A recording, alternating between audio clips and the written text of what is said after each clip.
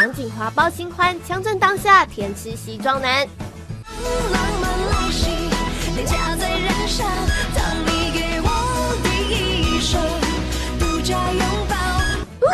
杨谨华新欢曝光啦！他今天呢穿着优雅，踩着轻盈的脚步来到北市安和路餐厅。见到西装男，立马封上甜滋滋的微笑。不管是杨谨华还是西装男，都飘出爱的泡泡。状况题来了，有4级地震。